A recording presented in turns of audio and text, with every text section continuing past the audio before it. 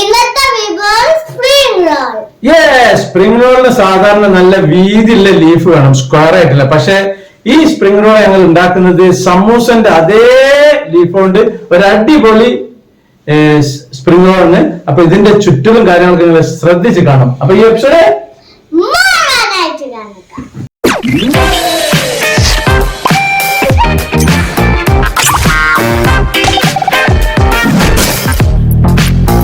ഇത് സ്വിറ്റ്സ് എന്ന് പറഞ്ഞ കമ്പനിയുടെ സമോസ ലീഫാണ്. ഇത് മെയ്ഡ് ഇൻ സൗദി അറേബ്യ ആണ്. ഇത് ഞാൻ വർഷങ്ങളായിട്ട് ഉപയോഗിച്ചുകൊണ്ടിരിക്കുന്ന സംഭവമാണ്. ഇതിൽ ഏകദേശം ഒരു 50 പീസ് ഉണ്ടാവും. ഇത് റെക്ടാങ്കിളിലാണ് നിൽക്കുന്നത്. ഇത് ഫ്രീസറിൽ വെക്കണ്ട, നല്ലോണം ന്യൂസ് പേപ്പറിൽ പൊതിഞ്ഞിട്ട് നമ്മുടെ ഫ്രിഡ്ജിന്റെ ഏറ്റവും ലാസ്റ്റ് വെജിറ്റബിൾ ട്രേന്റെ ഒക്കെ അടുത്തായിട്ട് വെച്ചാൽ മതി. യാതൊരു കേടും സംഭവിക്കില്ല. അപ്പൊ ഞാൻ അതിന്ന് കുറച്ച് ലീഫ് എടുത്ത് വെക്കുന്നുണ്ട്. എന്നിട്ട് നമുക്ക് അതുകൊണ്ടാണ് നമ്മളുടെ ഇന്നത്തെ കലാപരിപാടികൾ. അപ്പൊ ഇതിന്റെ മസാല എന്ന് പറഞ്ഞിട്ടുണ്ടെങ്കിൽ സ്പ്രിംഗ് റോളിന്റെ നമ്മുടെ മസാല, പിന്നെ സമൂസന്റെ മസാല, അങ്ങനെ സൗകര്യം പോലെ ചിക്കന്, ബീഫ്, മട്ടൺ, വെജിറ്റബിൾ എന്ത് വേണമെങ്കിലും ഉണ്ടാക്കാം. അപ്പൊ നമ്മളുടെ വർക്ക് തുറക്കാൻ പോവാണ്. ഇതാണ് ലീഫ്. അപ്പൊ ആ ലീഫിന് ഞാൻ ഇനി ഒന്ന് എടുക്കാൻ പോവാണ്. ഇതെങ്ങനെയാണെന്ന് വെച്ചാൽ ഇതിങ്ങനെ ഒട്ടി നിൽക്കും. അപ്പൊ ഇത് സിംഗിൾ പീസാണ്. ഞാൻ ഒന്ന് കാണിച്ചു തരാം. ആദ്യം അതിനെ നേരെ ആഫാക്കിയിട്ട് ഇതേപോലെ മടക്കുക. എന്നിട്ട് കത്തി കൊണ്ട് ഇതേപോലെ കട്ട് ചെയ്യുക. അതല്ല നിങ്ങൾക്ക് നിങ്ങളെ സൗകര്യം പോലെ ചെയ്യാം. ഇപ്പൊ ഞാനൊരു സിംഗിൾ ഞാൻ എടുത്തിട്ട് ഒന്ന് കാണിച്ചു തരാൻ പോവാണ്. ഞാൻ നേർ ആഫാണ് ഇതുള്ളത്. അപ്പൊ ഇനി ഇത് വെക്കുന്ന ആ പൊസിഷൻ കാണാം നമുക്ക്. ഞാൻ 2-3 ഒന്നിച്ചെടുത്തിട്ട് കട്ട് ചെയ്യാണ്. നേരെ ആഫാക്കിയിട്ട് കത്തി കൊണ്ടൊന്ന് ഇതാക്കുകയാണ്. ഇനിയിപ്പോ കത്രിക എന്താ വെച്ചാൽ നിങ്ങളെ സൗകര്യം പോലെ മുറിക്കുക. അപ്പൊ ഇതില് കുറച്ച് അധികം ഉണ്ട്. അപ്പൊ അതിന് നേരെ ആഫ് എടുത്ത് മാറ്റി വെക്കുകയാണ്. അപ്പൊ ഇനിയാണ് നമ്മളുടെ കലാപരിപാടി തോന്നുന്നത്. കുറച്ച് മൈദമാവ് ലൂസാക്കിയിട്ട് ഉണ്ടാക്കണം, ഒരു പശ ഒട്ടിക്കാൻ വേണ്ടിയിട്ട്.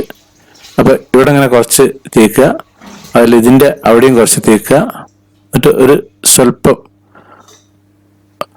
1 സെന്റിമീറ്റർ ഇട്ടിട്ട് അതിട്ട് ഒട്ടിച്ചാട് വെക്കുക. മസാല എന്ന് പറഞ്ഞാൽ അധികം ഒന്നും വെക്കരുത്, ഒരു കുറച്ച് മസാല വെച്ചാൽ മതി. കാരണം കണ്ടമാന മസാല വെച്ച് കഴിഞ്ഞാൽ ഇത് ബൾജ് ചെയ്ത് നിൽക്കും. അപ്പൊ ഇതേപോലെ ഇങ്ങനെ ഇങ്ങോട്ടേക്ക് മടക്കുക.